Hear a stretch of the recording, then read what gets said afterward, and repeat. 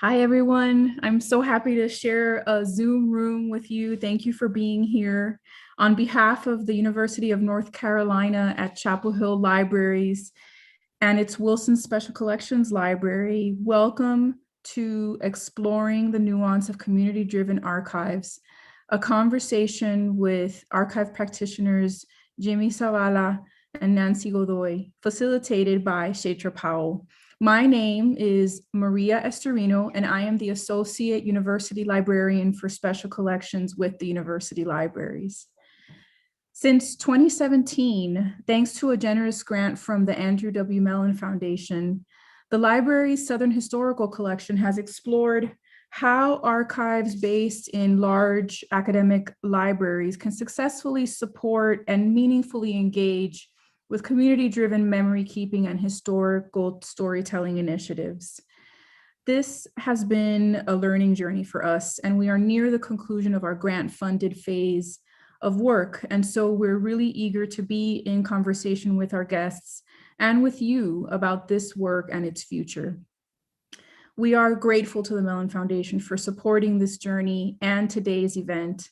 And I also want to be sure to thank our guests, Nancy and Jimmy, for being a part of today's program. You'll learn more about them in a minute from Shetra Powell. For the past 2 years, Shetra has led this initiative at our library as its project director. Since 2014, she has served as the Southern Historical Collection's African American Collections and Outreach Archivist, and prior to that, as an archival consultant in Los Angeles. Shetra earned her BA in sociology and her master's in library science from the University of Arizona in Tucson. And if you don't already know Shetra, I'm super excited for you to meet her today. So with that, I will turn it over to Shetra.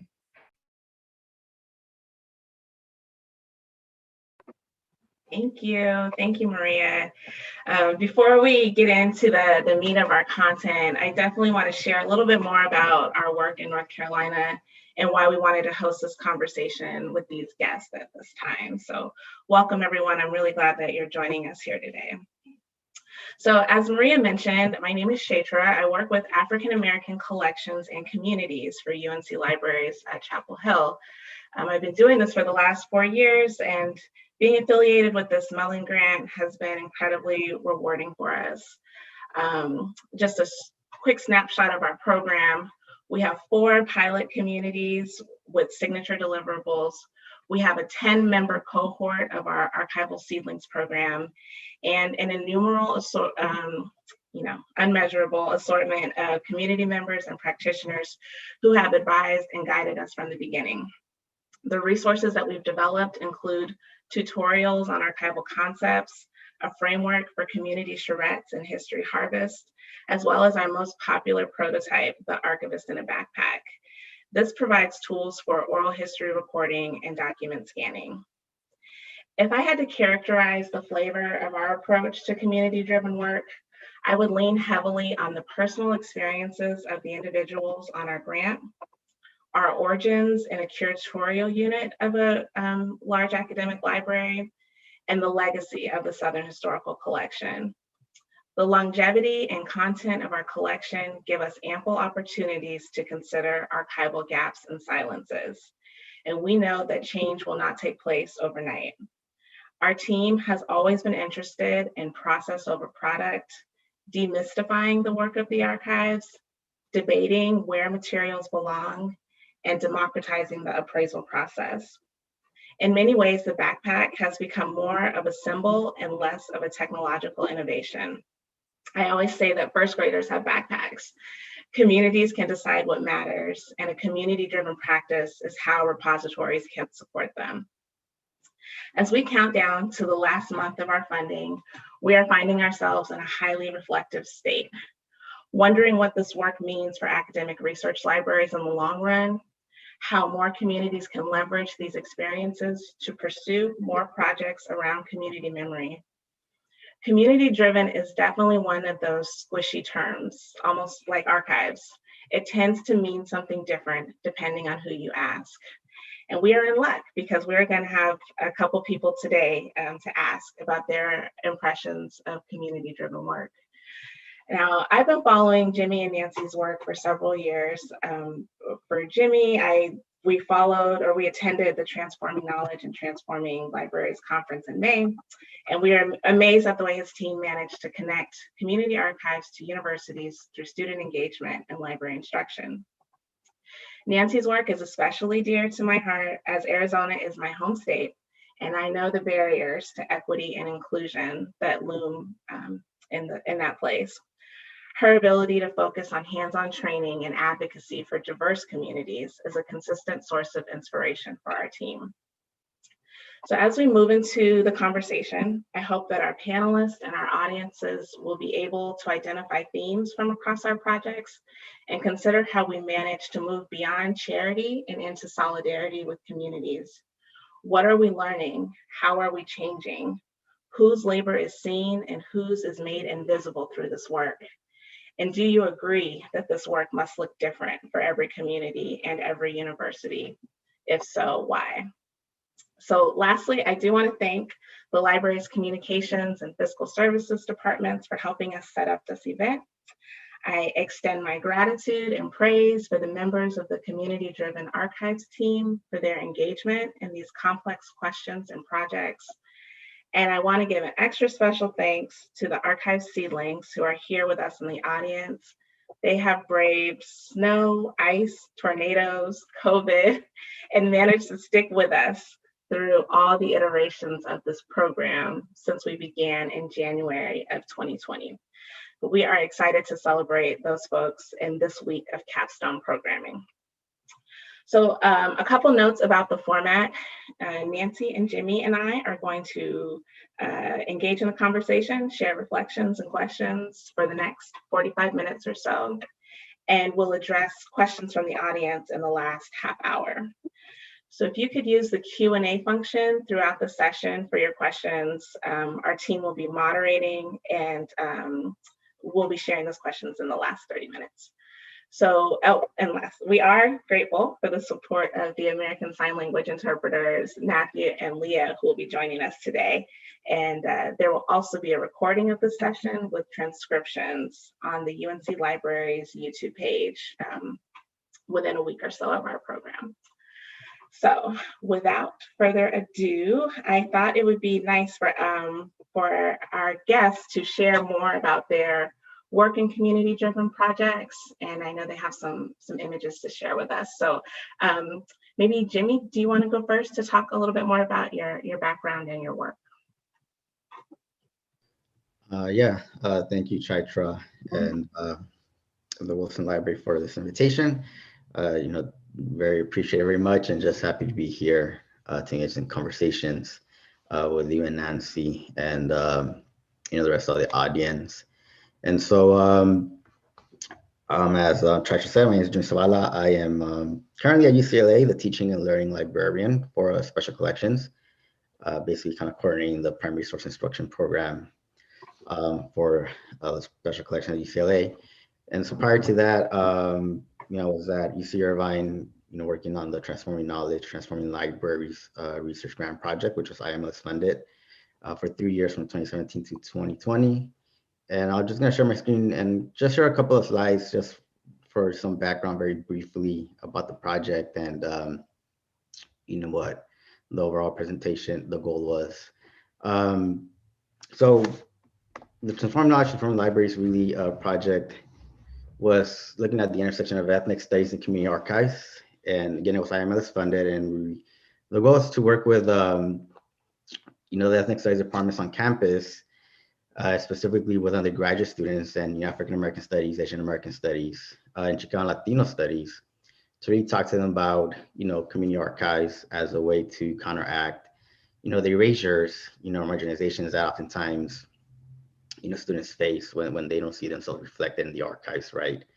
And so, the research team, was composed of, Dr. Tui Wadang, who is from left to right, who's a curator for the Orange County Southeast Asian Archive, Audrey Goyun, who's the head of the Special Collections Department at UC Irvine and also the University Archivist, and Dr. Crystal Trebet, who's the curator for Orange County Regional History.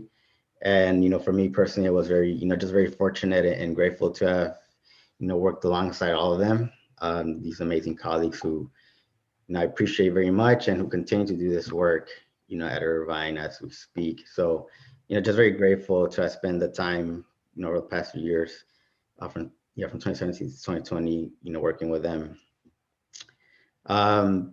And so really the guiding questions for the project was, again, focusing really this intersection of ethnic studies and community archives. How can libraries bridge the gap between ethnic studies theory and community archives practice? And what are the outcomes of undergraduate students applying what they learn in ethnic studies, combined with their lived experience and contributing to community archives? And so really, the way we gather our data to answer these questions was, there's a core system in Irvine. So throughout the year, and the fall, winter, and spring quarters, we hosted these, workshops, these primary resource instruction workshops, where we talked about, archives, really the power dynamics that exist in archives, how historically speaking, the marginalizations, right, that certain communities face, and these academic institutions, when, their histories or their narratives are not represented or reflected in these archives.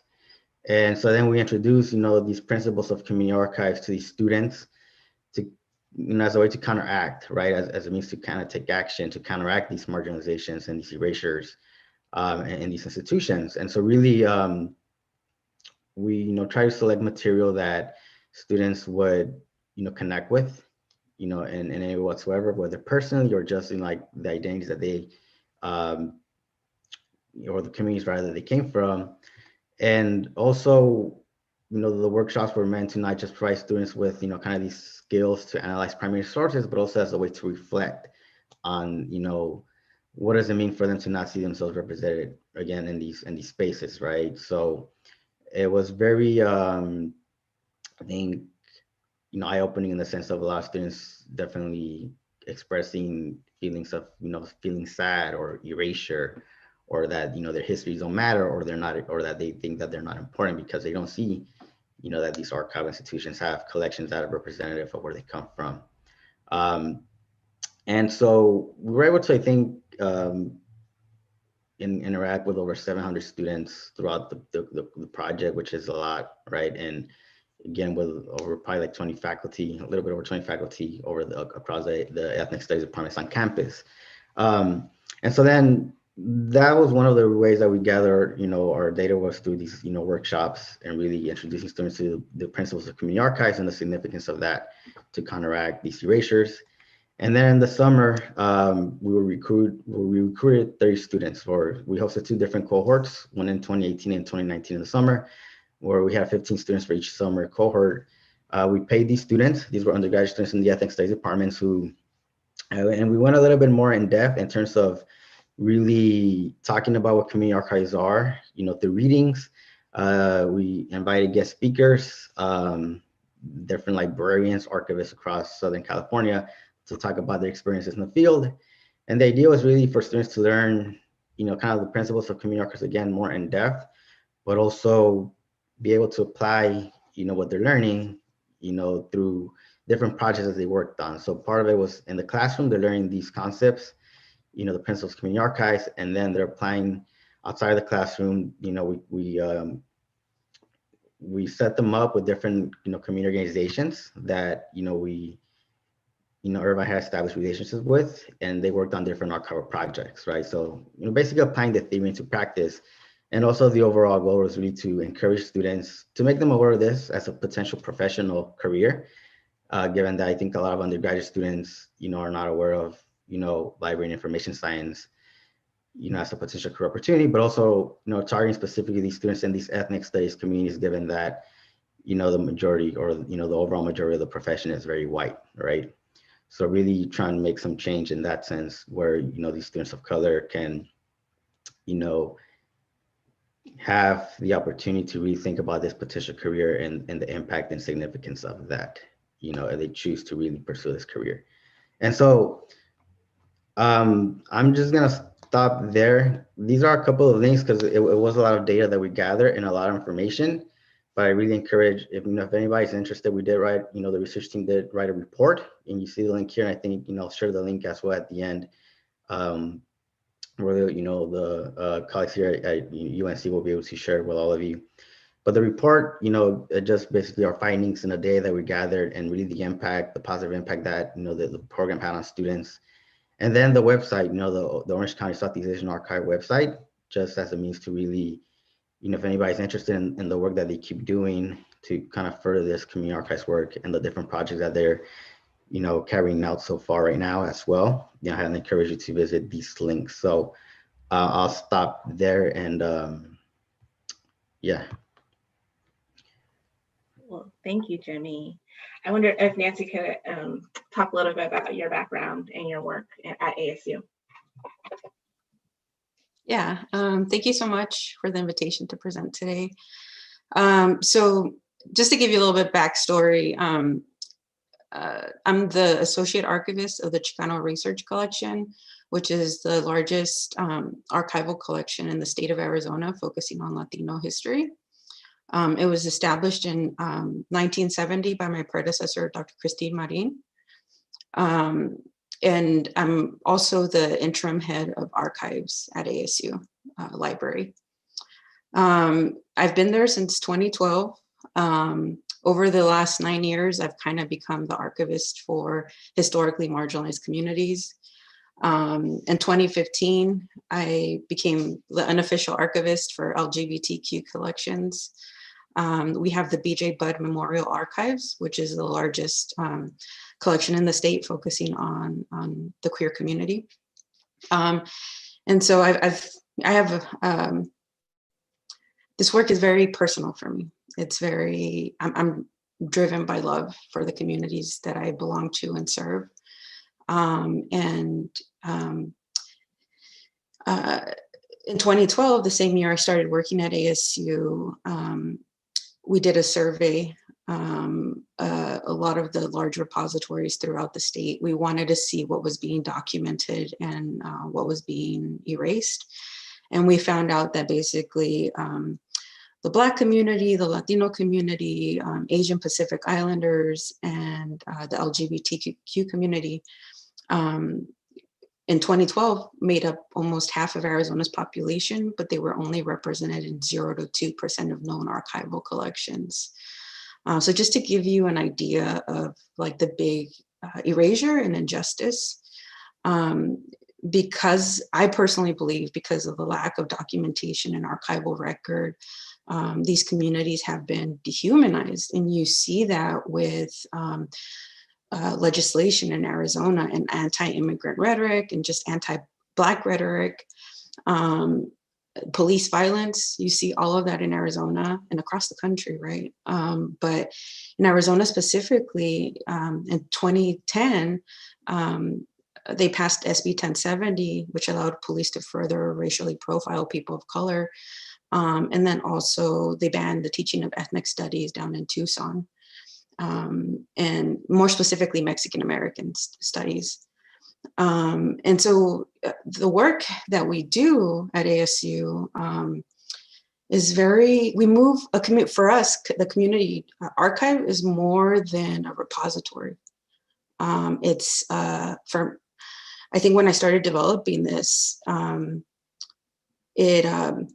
for me, a community archive is a sacred space where communities can be involved at every level of the process of preserving. And it's a place where we center the voices of communities. And it's a safe space where people can start reflecting on historical trauma that we all carry as members of the BIPOC and queer community. And it's also a place to celebrate our survival and resiliency. And I want to share some pictures from events because I can keep talking, but I want to show you the people that we meet at these events. This is a picture of one of the events we did at a public library. And this community member brought his whole family collection to one of our events. So what we do is we host different types of programming that introduce community members to archives. And this was a community history and archive workshop. So people learned about appraisal, arrangement, description. We give out archive starter kits where people can start organizing their material as soon as they go home. We've had people like this bring in their whole collection, and we start processing if it's a smaller group, we start processing their collection in order for them to have it accessible. We don't require anyone to donate to ASU. There is a lot of relationship building that needs to be done because there's a lot of lack of trust, rightfully so, between BIPOC community and the university. In the past, and it's not just ASU, it's, institutions across the country. We've taken from communities. If we haven't excluded them, we've taken from communities, whether it's researchers, whether it's archivists, whether it's faculty. We've taken from these communities, and there's a lot of relationship that we have to focus on. And so when we talk about community driven, it's very much focused on empowering communities to dismantle those power structures that have excluded them. We're sharing knowledge that has been used against them to basically empower them to teach them how to preserve their own history. And I think, eventually becoming, if this specific person eventually decided to donate his collection to ASU. He was an ASU alumni, and his mother also attended ASU. So for them, we focus on relationship building, but at the same time, they already kind of wanted to donate to the Chicano Research Collection because of their awareness of that collection. We're not only reaching adults, so we're creating intergenerational and intersectional safe spaces. We do events. This was a summer youth camp, actually, with the Salt River Tribe in Arizona. And it was an introduction for students. We gave them archive kits. They went home, they put their archives. The little girls are holding pictures from when they were little. So like when they were like 2-3 years old. And I think for me personally, implementing the idea of self-worth and identity and our roots is very important for me. And I feel like if we can reach the younger generation, there's a lot we can prevent within these communities who are, like I said, attacked physically, mentally, emotionally.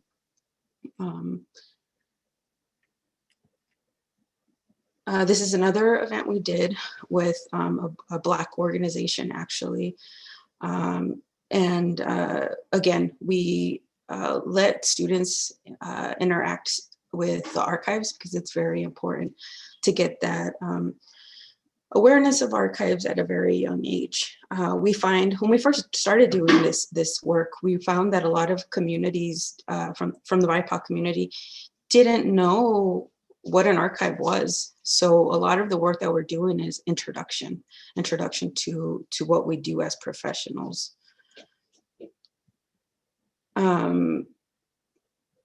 We also have oral history listening stations, and that's what you see in the picture. So we do a workshop that focuses on physical archives, and then we have a workshop that focuses on how to do oral history interviews and how to scan photographs. So people can start thinking about digital preservation or reformatting.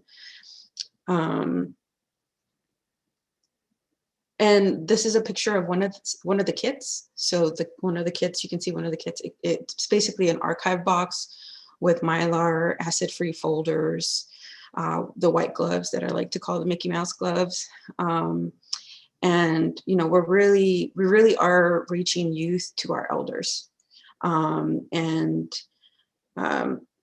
Like I said, just trying to bring awareness to the big archival gap within Arizona. But I think overall, we're just trying to dismantle those power structures, right? I think I've been very influenced by Gloria Anzaldúa, who is a queer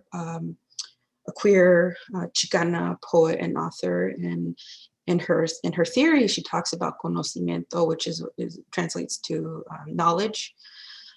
She believes that knowledge can help decolonize the mind of BIPOC communities. And so I think our work moves beyond equity and inclusion to decolonizing. And decolonizing is an act of love that can only be done by these communities. And I think that's why it's so important for institutions to give BIPOC leadership, BIPOC community, the resources to do this work. This was an event that we did with an organization called Trans Queer Pueblo, and it was for their Dia de los Muertos event. There was a bunch of, all those people that you saw were in this tiny little room, and we basically, they invited us to come, and we attended, and we scanned photographs for people. And we also printed out pictures for people so that they could include in their altar. And so a lot of the work we're also doing is reimagining the archive, right? It doesn't have to be something like static, something dead. It's for BIPOC communities, it's a living archive. And so that's our amazing students in a tiny little closet in that house, scanning photographs for people and printing out photographs. I also wanted to point out that this is one of the workshops that we do. Our students, our student workers, amazing student workers at ASU are helping us also reimagine the archive, and they're leading their own events. And I think, and some of these students are not going, actually the majority of our students are not going into the LIS profession. They're, we have students that are majoring in environmental justice and social justice. We have a student that's going to become a lawyer. But I think when they do the work with us, they become community archivists. We like to use the term community archivist and student archivist, because after they're done working with us, they basically take this knowledge into their communities. And that's basically what we're trying to promote, a cycle of sharing knowledge and resources. Our grant, so we received a Mellon grant in 2017, and this is why I was able to do this work. The last 3 years we've been working on this grant, and the key was the resources. Originally, the grant didn't include Indigenous communities. And because when you look at that survey that I mentioned, their history has been properly documented according to that survey. But when you look at those collections, they come from the perspective of white anthropologists, scholars, researchers who went into these communities and stole archival material.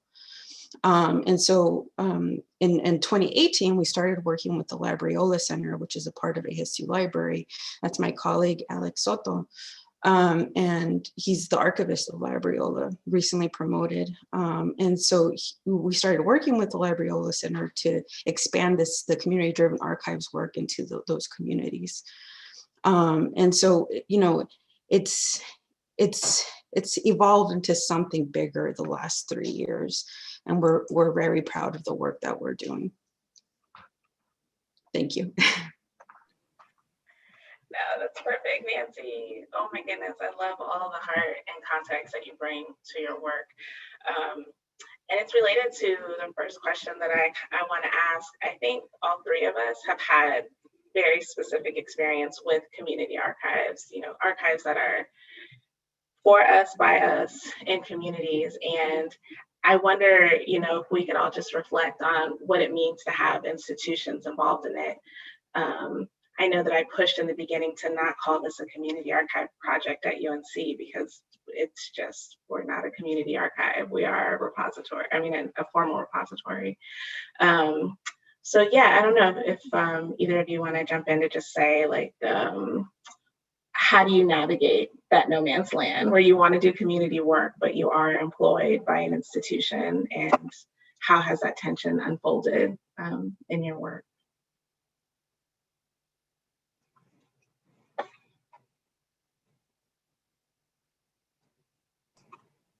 I wasn't sure if you wanted to go first, Jimmy. I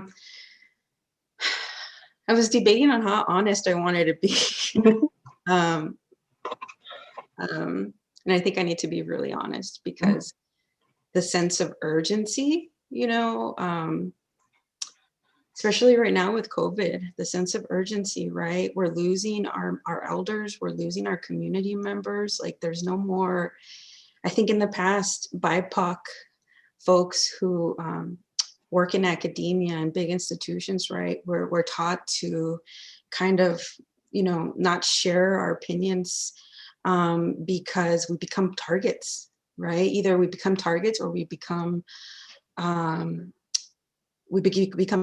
tokenized, right? And I think, in my personal experience, I've been at ASU for 9 years, and the first 5 years were so heartbreaking and so dehumanizing and very, as a queer woman of color, it wasn't a safe space for me. By the time I submitted my continuing appointment packet, tenure packet, I was drained. I was emotional. There was so much emotional labor that went into trying to build this work, right? It didn't just happen overnight. It wasn't a priority for my library. It wasn't a priority for my institution. And to be very honest, like, it was the Mellon grant that I received that finally opened doors for me. And new leadership too within the library. I'm very thankful for my AUL, Lori McAllister, who, is my co-PI of the Mellon grant. If I didn't have her support, she started working at ASU 2016, 2017, I believe, which is about the time that I got the Mellon grant. She helped me with the proposal. If it wasn't for her support, none of this would have happened. Eventually I would have kept working on it as an individual, because it's my life, it's my purpose. Again, I'm driven by the love that I have for my communities, but I wouldn't have been able to build as quickly the last 3 years as I have. We as BIPOC and queer folks, we serve as the moral compass of our institutions, and that can be, like I said, so dehumanizing. We try to build bridges between us and communities, when sometimes our institutions don't deserve that. They don't deserve to be the repository for BIPOC communities. And I just, I hope that more white leadership is willing to listen to BIPOC and queer staff, because we know how to decolonize. We know how to empower communities, but we need the financial support that's going to help us dismantle white supremacy within our institutions. Our institutions are founded by, are survived because of white supremacy. We need a lot more support. And especially for the next generation. I'm very, I don't think current graduate programs really prepare BIPOC and queer folks for this profession. I think about the Knowledge River program at the University of Arizona, which I was part of cohort 10. And I think about my experience there. And when I was a young professional, I was so excited about the idea of going into the field and doing the work that I'm doing. And I quickly found out that this profession is not a safe space for me. And I've actually, to be honest, I've stayed away from the Society of American Archivists because it's not a safe space.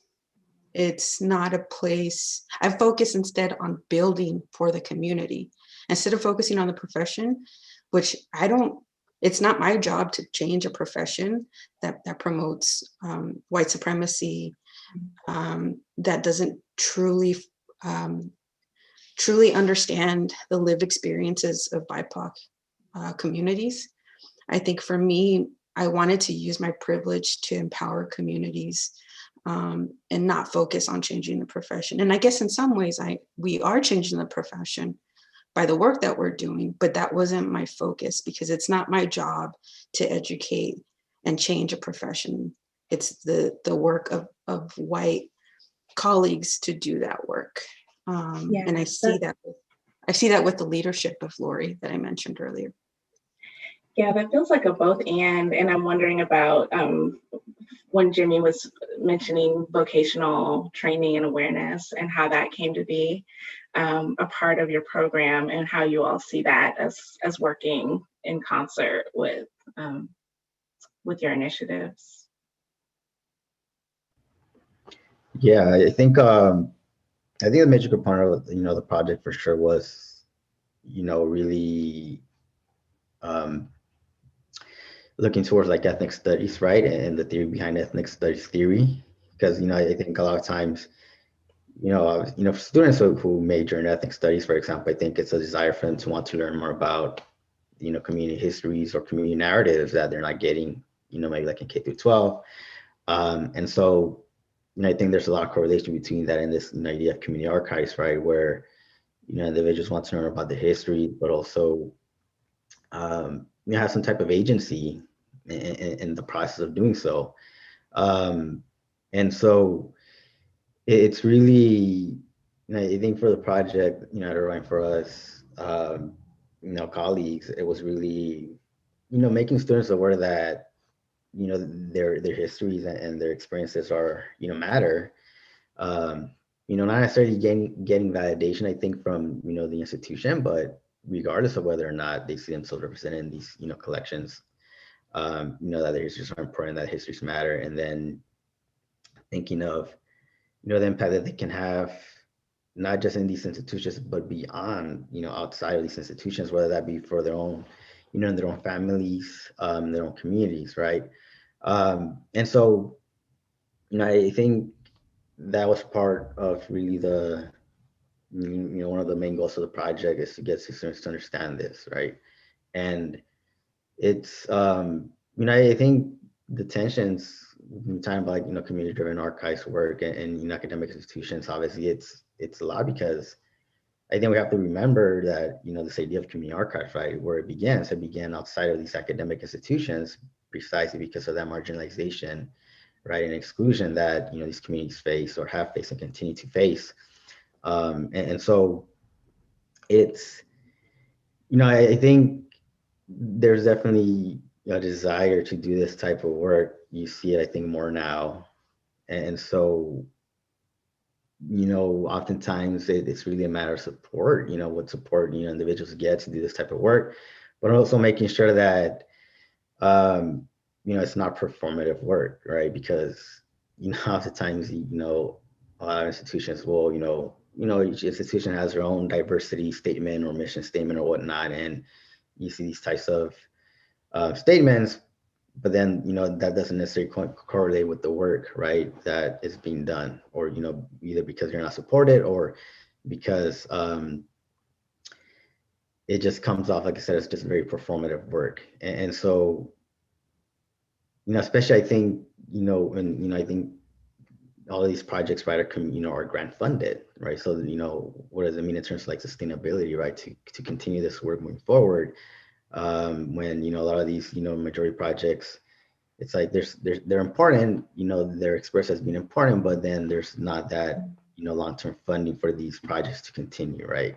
And so I think there's the tensions, I think, are always going to exist in the sense that it's very valid for communities outside of these institutions to be very skeptical, right, and not trust these academic institutions, given the legacy of exclusion that has persisted. And navigating these spaces is difficult because in the end of the day, we all have, we're all part of these institutions, and we have power, right? And kind of navigating these structures and these in these hierarchies that exist within these institutions, as much as we want to do this type of work and there's this desire to do this type of work, it's I think very challenging when you don't feel necessarily supported in many ways. So I think power dynamics, I think it's very important to understand and recognize that, these power dynamics exist. And as much as there's this desire to do this type of work, I think also the reality is that we can only get so far as long as these structures continue to be in place, right?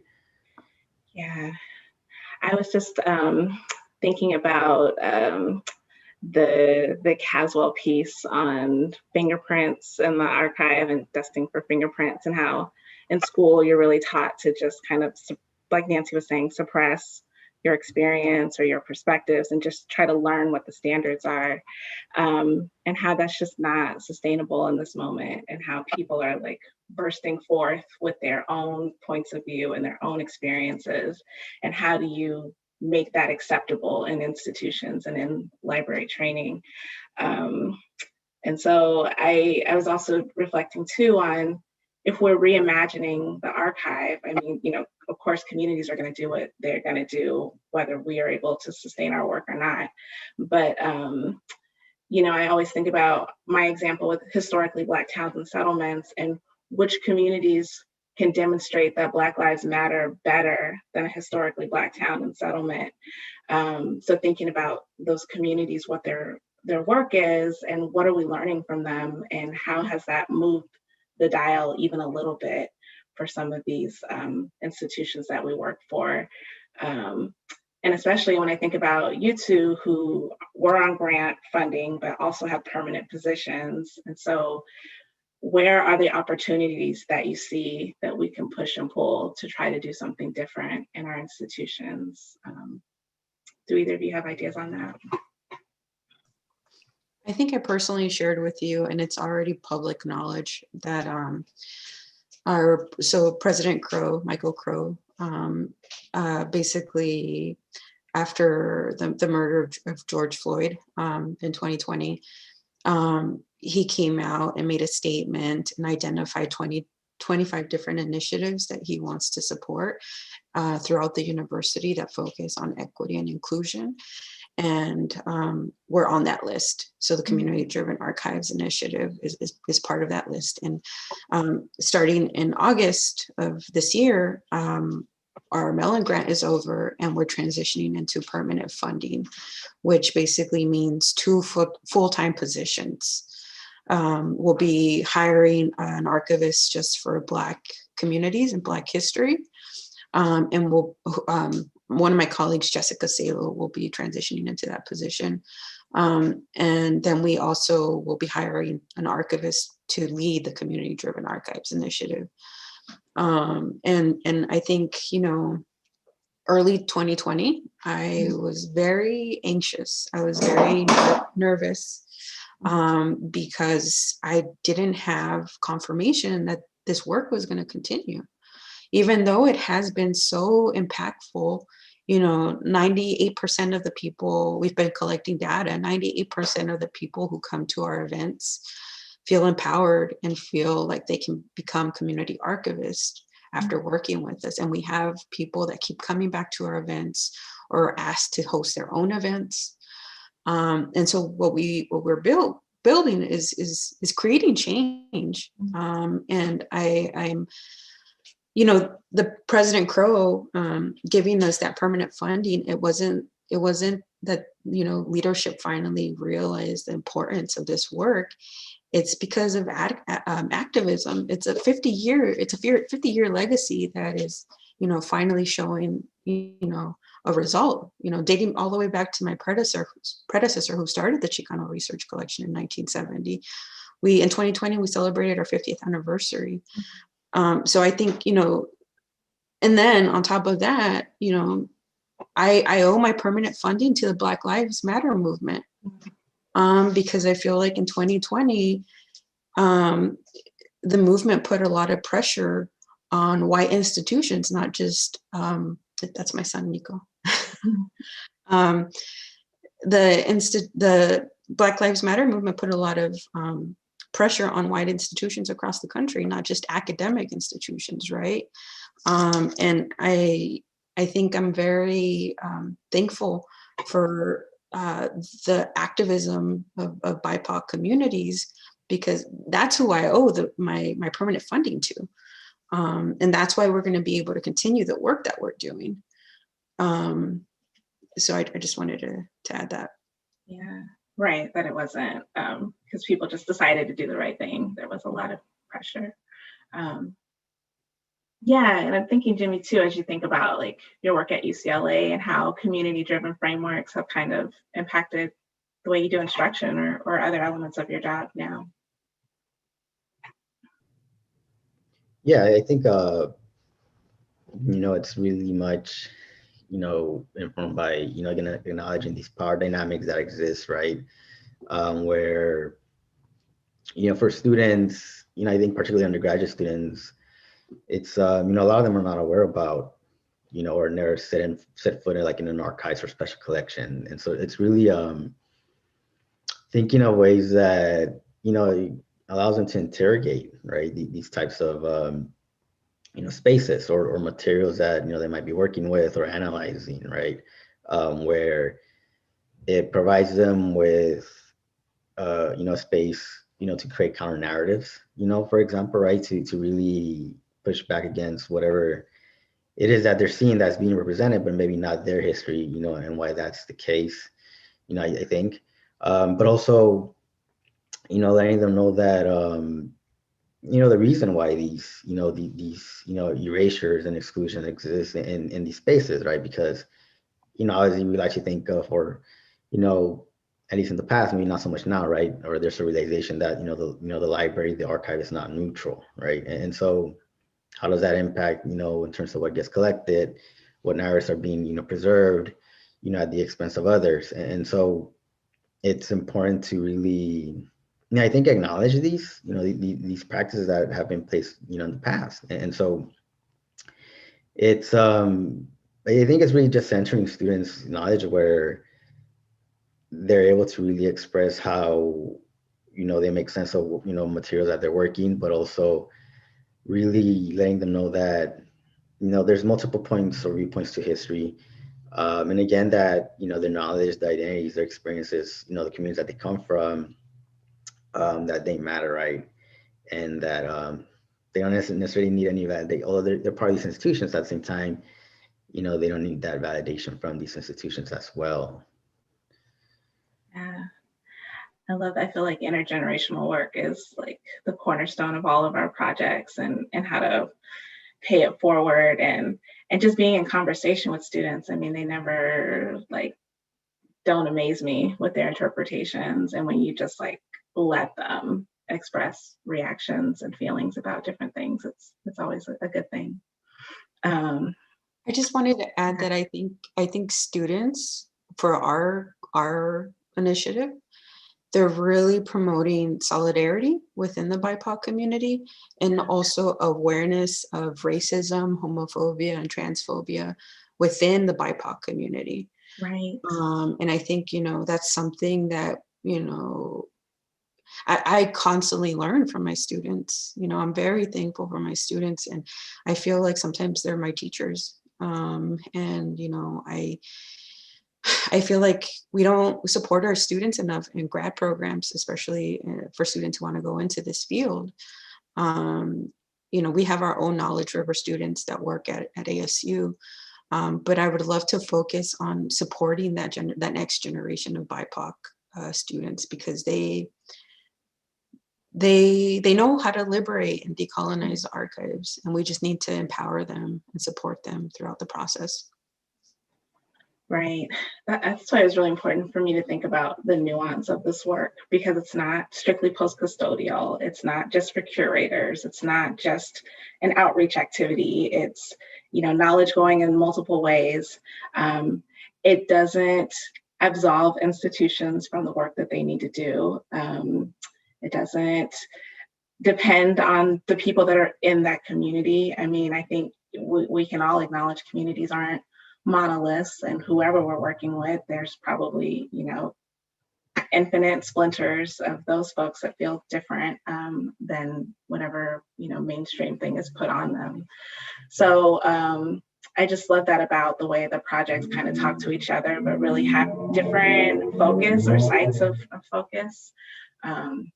So yeah, I guess I just wanted to make that a moment to thank you for your contributions. And I see that there's about like 8 questions in the chat that might be useful for us to try to move through to make sure our audience has a chance to have their questions answered. So I'm going to try to moderate. I apologize in advance if I don't say your question exactly how you meant it, but I'll just read them here. So the first one seems like it's related to an archival survey in a non-academic setting where there's only one newspaper. Maybe this is about the Arizona Archives project and how you all went about that documentation strategy. So when I started, the survey had already been like in the works, so I didn't participate in it completely. There is a really good article by Libby Coiner. She's an archivist in North Carolina, actually. You might know her. Mm-hmm. And she's amazing. She's part of the reason why without the survey, I wouldn't have been able to show that there was such a big need for a community-driven archives initiative, right? And I've had some folks tell me, like, are you going to redo the survey to see how much progress you've done? And I don't want to do that again. I don't want to do the survey. I've said no. It was a good way to identify the problem. But if we put a number on what is okay, right, we become passive again. Mm-hmm. And we say, oh, we have 10,000 collections focusing on Latino history. We're okay. We don't have to focus on that anymore. Mm-hmm. And so I think, I'm very thankful for Libby and for other colleagues in Arizona who worked on that survey because it showed the huge problem. But to be honest, besides ASU and a few colleagues at the University of Arizona, I don't see us working collectively as a profession within Arizona to fix this problem. And I think that kind of tells you, that there's a bigger picture and a bigger problem, right? Why are these other institutions not wanting to do the work that we do? Is it because they're scared that they won't have the power anymore? That, they're giving up something? So going back to the survey, definitely read that article by Libby Coiner. Absolutely. We were looking at this in North Carolina, thinking about African-American collections across the state, and it is a very complicated question because you don't know where the community archives are, and you don't know, how are we labeling this is a Black collection, this is not. So I would say tread carefully in developing a survey and interpreting the results for sure. Okay, so there's another question about funding that supports local programs. I would say that we're all grant funded for the most part to support like building a kit and visiting different places. Is that a fair assumption? We transitioned into like permanent funding, like I said, in August of this year, but as of right now, we're still on grant funds. Yeah. Us too, which is certainly challenging, which is like this inflection point of, you're able to do all kinds of things with grant money, but without it, what's going to get cut is a big question to consider. Okay, let's look at one. So this person is curious about how important you think it is that BIPOC archivists are involved in or leading outreach with BIPOC communities. So this is thinking about the whiteness of the profession and how can you authentically do this work with just such a small number of people.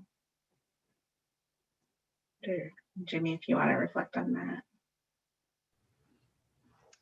I think it's important, right? I think it's one of those things where, representation is not the ultimate goal, obviously, but, I think it does matter in many ways, right? And so, when people, outside of, let's say the institutions that, one works at, see that they, you know, maybe someone comes from the community that they come from, that they represent, I think there's definitely perhaps more potential to develop trust, right, with these individuals. But it's also, you know, a way to, I think, really understand, you know, and having perhaps some type of like insider knowledge, I guess, for lack of a better term, right? That might be beneficial in that way. You know, having said that, it also really depends on how I think individuals feel, right? Because I, you know, I think Nancy mentioned oftentimes where this work can be just put on the shoulders of, you know, BIPOC archivists or librarians or whatnot, and that's also very, you know, exhausting, you know, at the same time. So, you know, I think it's, you know, it's important in that sense for sure that, you know, you see that type of representation. You know, I think one of the things, for example, that, you know, in the project that, you know, I used to Irvine was that, you know, I saw, you know, I showed the picture in the slides, right, of the research team, and we see kind of, you know, you know, we have Dr. Cho Dan, who, you know, is Vietnamese, Vietnamese American, which is Vietnamese diaspora, you know, if you will, and then Dr. Christopher Trebet, who's, you know, a Black woman, you know, and Audra, you know, was there as well. And so I think students were able to connect in some way with us because we came from like different backgrounds. And so I think that plays a role for sure. And beyond that, obviously, it's also the work that's been done right outside, you know, in these BIPOC communities to that, you know, really informs many, you know, in terms of this, I guess, for lack of a better term, like progressive work that's being currently done, right? It comes a lot from particularly, I think, Black communities, right? You know, and so forth and so on. So I think listening to, you know, BIPOC people for sure is, you know, beneficial to say the least. I know it's challenging too, because community can be sliced in so many ways. I often reflect with my colleagues that I'm not from the South. And so, you know, even though I'm Black, you know, there are certain cultural norms about this region that are new to me. And so, you know, I think that it takes kind of a deeper reflection to think about which communities you have fluency in and which ones you're, you know, willing to engage with, and to try not to make assumptions about what people are willing to do. And I wonder, Nancy, too, because you talk about the passion that you have for your work and how you feel about it, and how do you prevent that from being exploited, where people are like, oh, Nancy, she can take care of that, your labor in that way. It took a while for me to learn that lesson. You know, after I got continuing appointment, I started setting boundaries, and I'm still learning how to set boundaries for myself, for my mental health, so that I don't lose myself in the work. And you know, to be honest, I did that the first 6 years, 5-6 years. I also want to add to what you were saying about BIPOC leadership. I think for community-driven archives work, BIPOC leadership, whether it's an archivist or a community member, is needed. I think we should be leading this work, but that means that institutions have to, you know, step up and to give full financial support for this work. You know, white colleagues can and should definitely participate in this work. You know, my project archivist for 3 years was a white woman. And, you know, she wasn't a woke ally. She helped us. She was an accomplice in dismantling white supremacy and power structures. You know, she often, you know, unfortunately, she left us. She got a job at the University of Arizona, Alana Varner. But she amplified our voices, whether it was my voice or the community. And I think something that our profession lacks is a lot of self-reflection and acknowledging your power and your privilege, especially as a white person.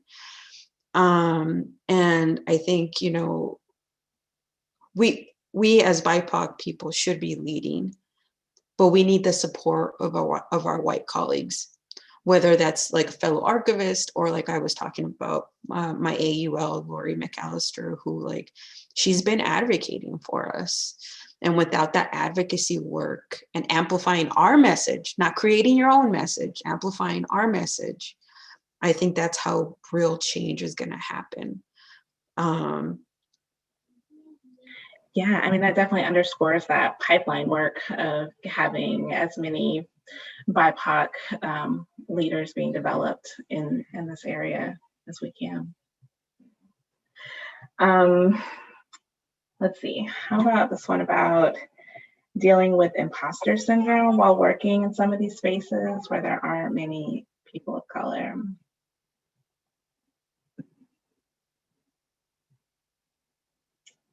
Go ahead. Or I think it's definitely challenging, right?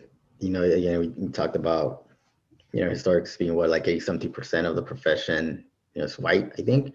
And so it's hard to sometimes,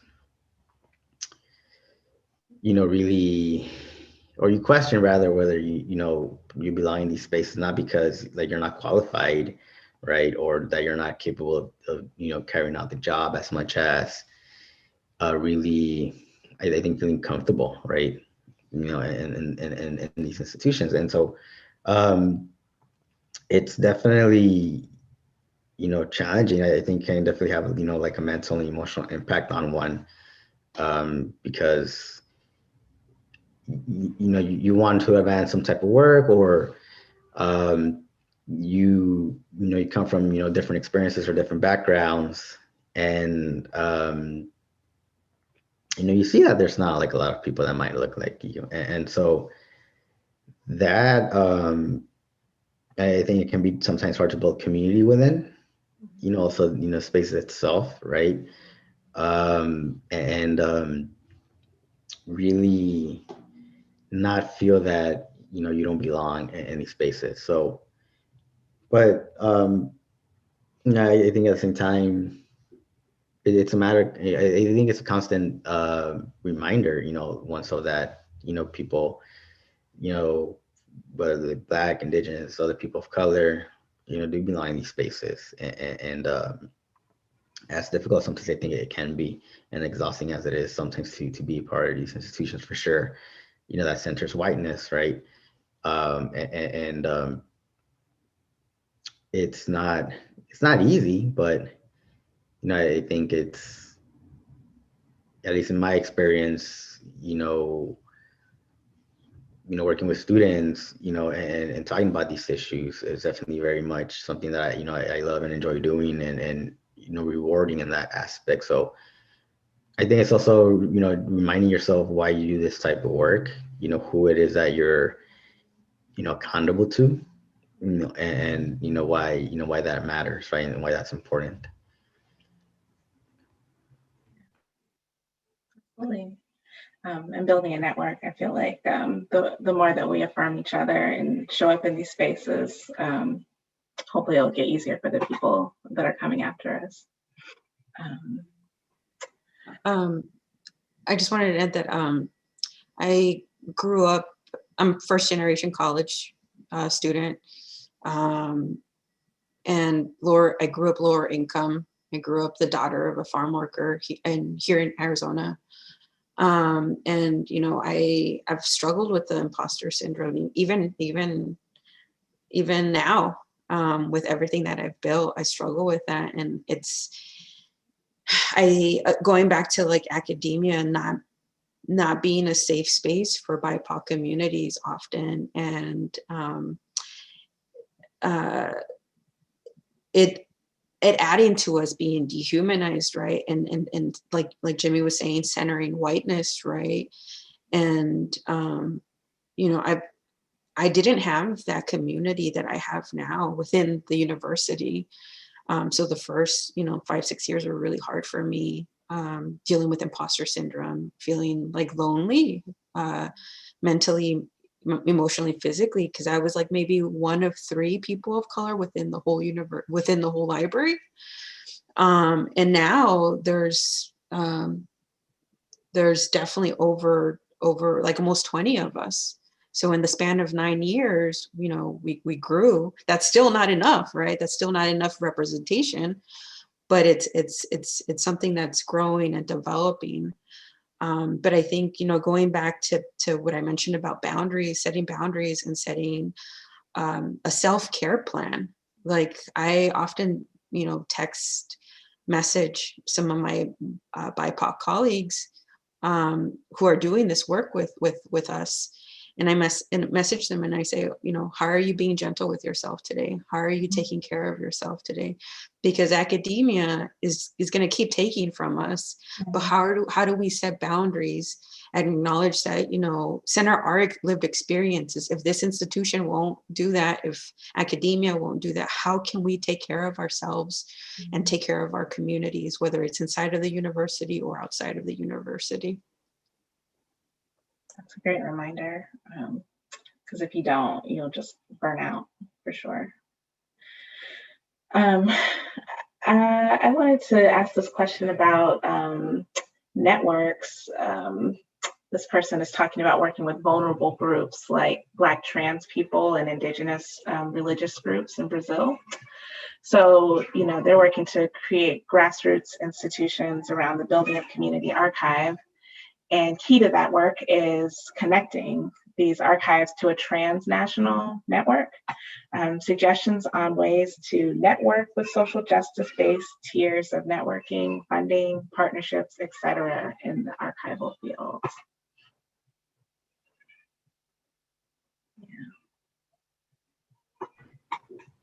I think it just takes, I think in regards to networking, it just takes, you know, a lot of time, right, and trust. And so it's one of those things where, you know, if you're trying to establish some type of relationships with, you know, a certain community, you know, definitely showing up as much as possible, right, to events, or, you know, being present, you know, as much as you can, right? Because I think that's one of the things when we talk about, you know, working in these institutions, in academic institutions, a lot of times when, you know, you're working with a community or something, you know, you extract knowledge, and then oftentimes, you know, institutions disappear after that, right? Once they receive whatever it is that they were, you know, trying to gain. And so it's really a matter of continually and consistently showing up, you know, with that organization and building trust. And I think that takes a lot of time.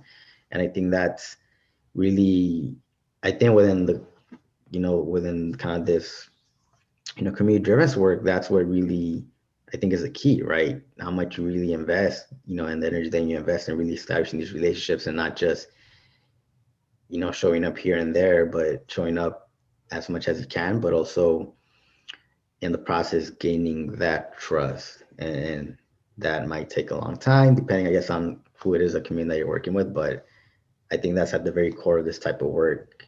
That's really significant and important to really do. Right. I remember in the lead up to our grant in 2017, you know, I was really familiar with a lot of the community archives networks, like the Mamie Clayton Library, the Interference Archive. And so I know that there are resources for community-based organizations.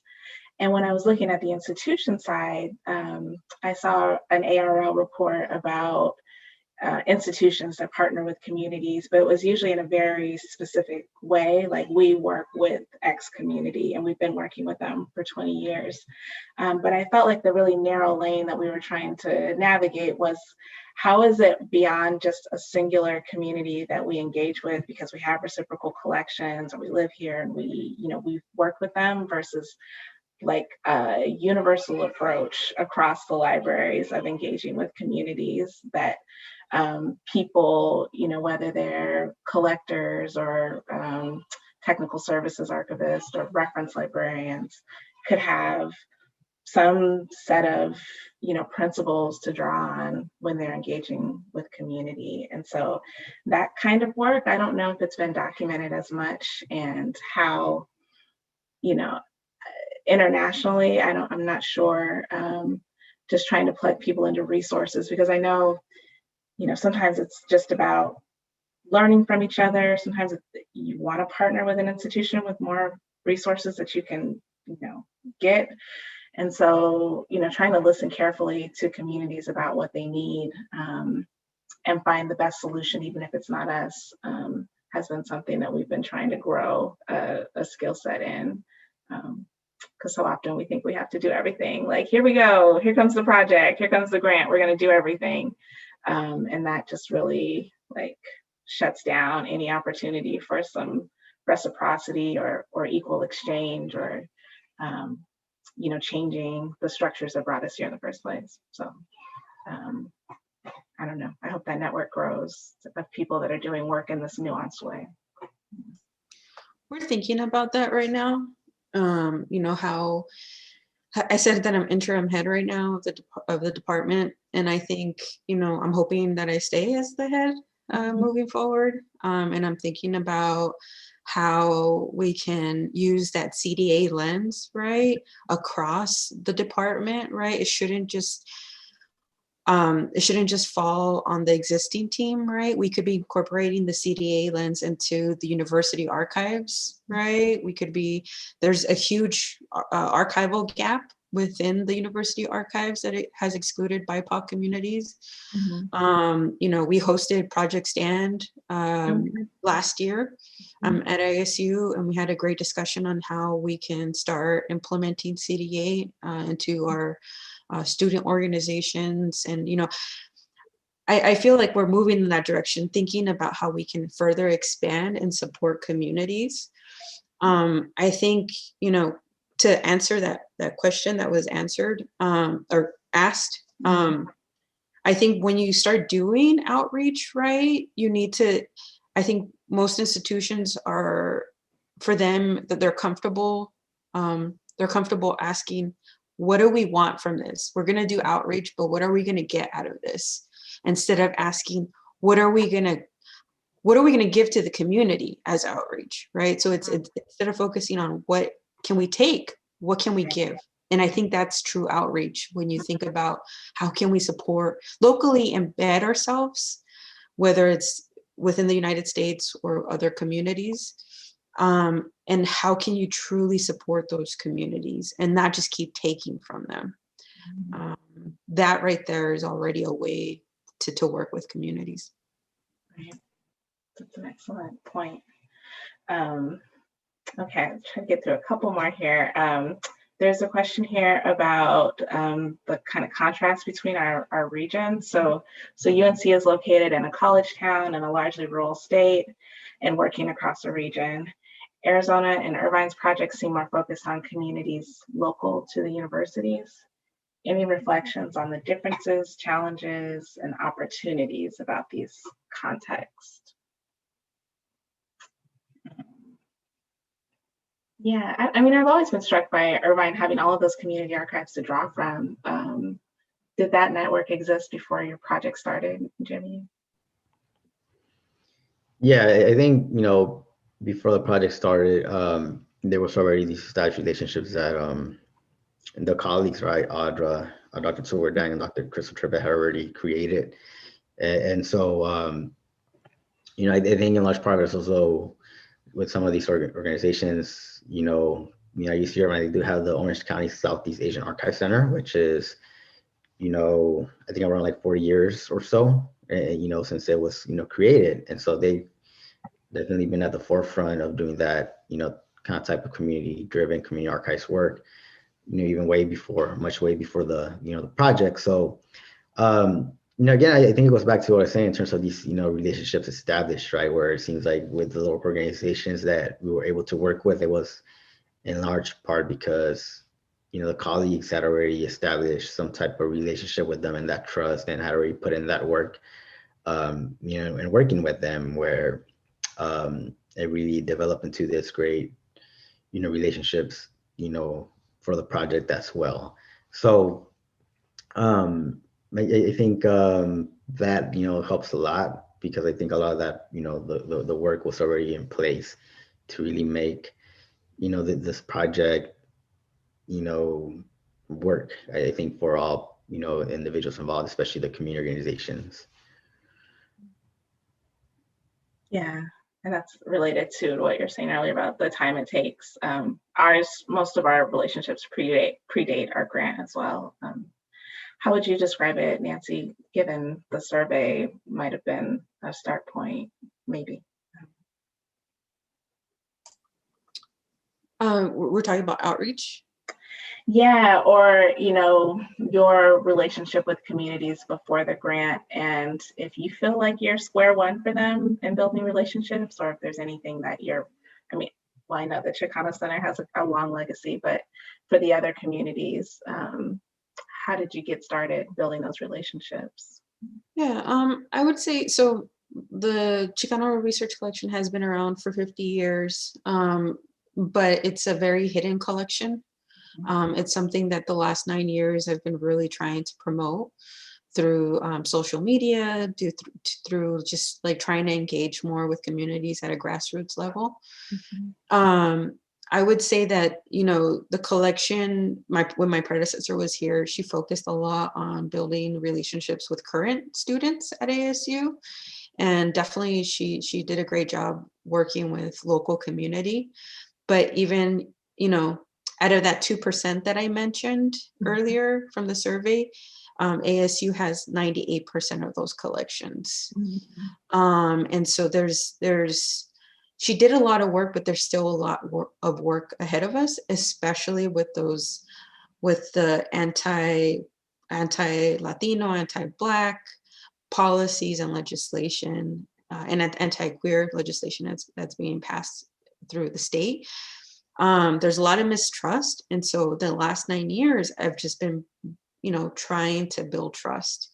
I would, for example, one example is Puente Human Rights Movement. It's an organization that was established right before the SB 1070 passed. It took 9 years of relationship building, and they finally donated their archive they're starting to donate their archive to ASU.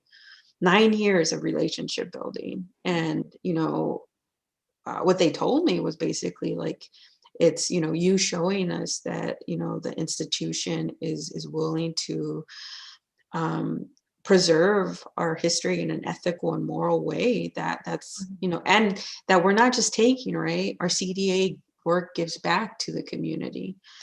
It's give and take. And so I think that,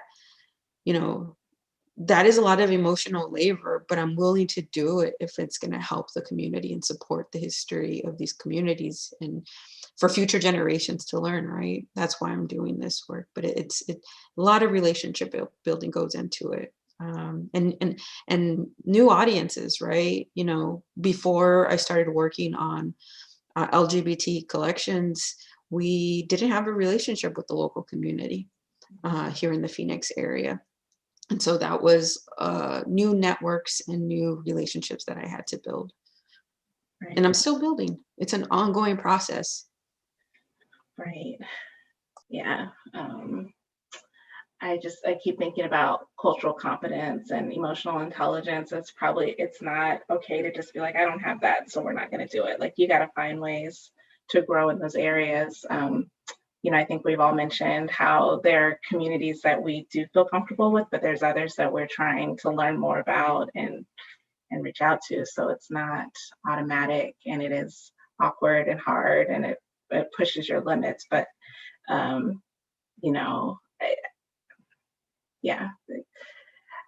there was a question earlier about someone who was working as an independent contractor and MLIS student, trying to break into this work. But I feel like just having a career and establishing that, you kind of have a responsibility to think about the work that you're doing, and in this position of stability within the university, how can you do good work outside of it? So on the days where I'm feeling less inspired, that kind of helps that, I would have wanted someone to do this for me and show how it could be done going forward. So. Okay, so I think this will be our close to last question. It's related to, let me just read it because I'm not going to know somewhere. Okay, so this person says, I work in an all-white employed archive and have been pushing for us to do more of this community-based outreach for our underrepresented communities. But it feels like talking into a mic that isn't on. Understanding the importance of building trust and the projects being BIPOC-led, any tips for continuing to push my institution to support this type of work?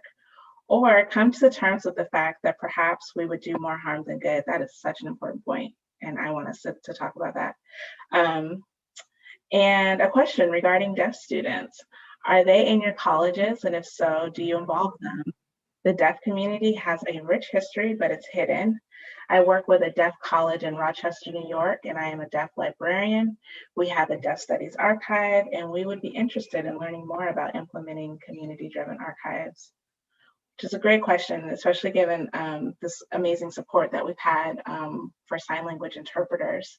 So maybe we could focus on the first half and then talk about how to be more inclusive in this work to other marginalized communities. But yeah, I feel like that is just right on the head of like, what capacity do you have? Like, our institutions really looking at ourselves and saying, we can't do this because we don't have people who can do it effectively. Yeah, that acknowledgement of resources and what it would take. I don't know, do you all have reflections on that?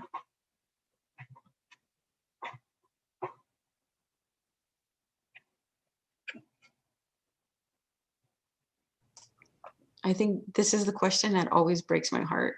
And it just like, I feel really like that was me. That was me, you know, 9 years ago.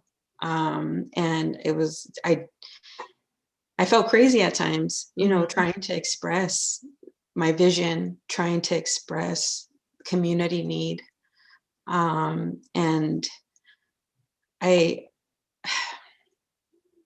would say my first response to the question is make sure that you're taking care of yourself, because it seems like it's a toxic environment.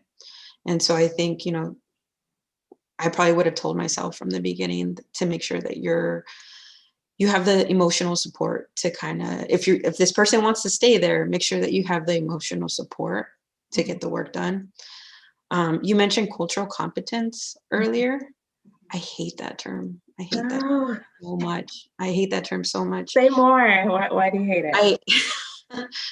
I mean, just the language that, you know, within the last 10 years that our profession uses, it's makes me so frustrated and angry, because it further dehumanizes our communities, right? Especially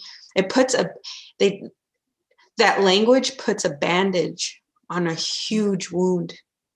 And, you know, for me, cultural competence is a badge that some people want to wear, you know, whether it's like going through a cultural competence, diversity and inclusion workshop, right? Where they go get training and they become woke and they become, you know, allies, but there's no real commitment and action afterwards. And I think colleagues like that in this field, you know, I would rather see somebody's true colors and somebody to say, yeah, I'm racist. I don't want these communities to be included in the historical record. I would rather want that than people who pretend to care about this work because they take our resources and they take our ability to create real change. And I think that is very emotionally draining for us who are doing this work. And, you know, I would recommend that person try to look for employment somewhere else, because I don't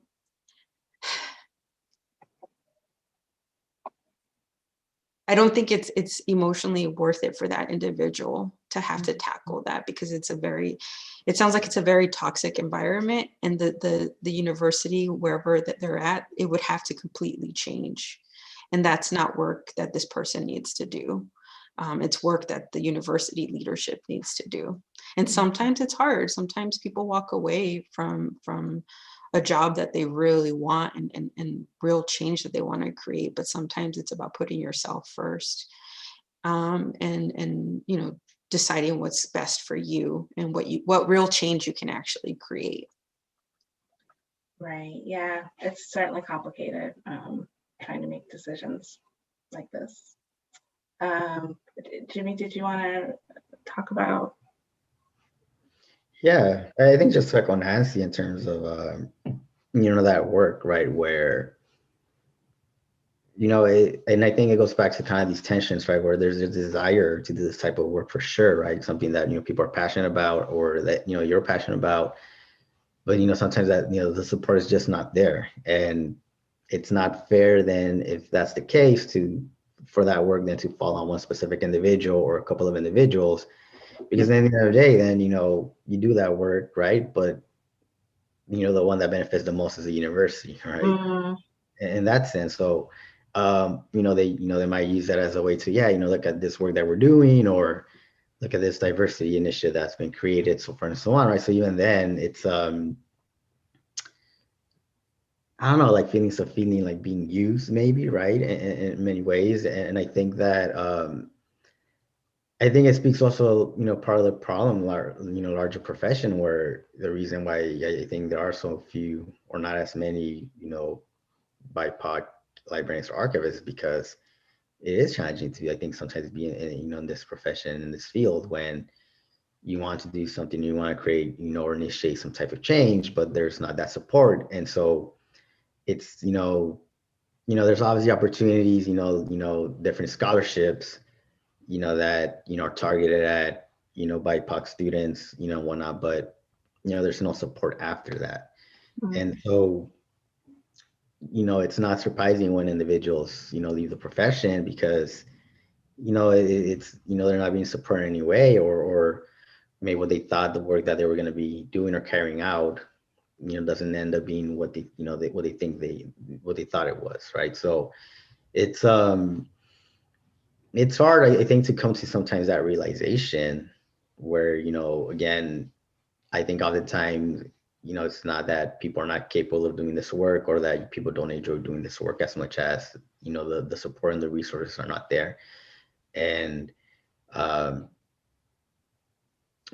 think it's unfortunate and it's sad when you see individuals leaving the profession for those reasons, right? But yeah, I think first and foremost, it's really, taking care of yourself, and kind of recognizing, what it is that you're capable of doing, but, based on the support that you're receiving, but also, understanding, taking care of really where you invest your energy in, right? I think a lot of, probably being, I think, in institutions and really trying to do this work is navigating these structures. And that's also very exhausting for one as well. And so it's really,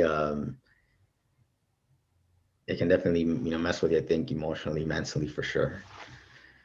Yeah, I feel like we're just getting warmed up in terms of talking about the challenges of this work. And I think that it's pretty fitting that kind of our ending points are related to the individual, the person, because at the end of the day, it's going to take someone calling, someone showing up, and the burden that it puts on that person and the opportunity that it gives that person, I think, are important things that need to be understood as people, as institutions are deciding whether they're going to do it or not. I know that we are getting close to time, and I just wanted to make sure that I thanked Jimmy and Nancy for sharing their thoughts and ideas. I feel like this was like a different kind of talk where we were very authentic and honest in how things are going and how we feel. And I didn't think we need more sessions like this in our field. And having a BIPOC panel, like, that hardly ever happens. So thank you for your work and for joining us in this process. And I'm really looking forward to connecting with you more as our work unfolds. Yeah. I think we forgot to answer that one question. Yeah. About the deaf community. I just wanted to say that we haven't engaged necessarily with a specific community, but it's definitely something that we're thinking about to make the CDA more inclusive. So it's the same thing with like the deaf community, Spanish speakers, right? We have been doing everything bilingually in Spanish and English, but we want to find new ways to engage with those communities who have multiple identities so that we don't have to, so we don't further marginalize them and exclude them from this work. And if, the person who asked the question, if you're interested, please reach out. I'm here to support in any way. For anyone who might have any questions or, needs support, needs to talk through some things, please feel free to reach out. Thank you, Nancy, for circling back to that. That is important. Okay, I think we have to sign out. But thank you all for coming to our session, and we'll be following up with the resources from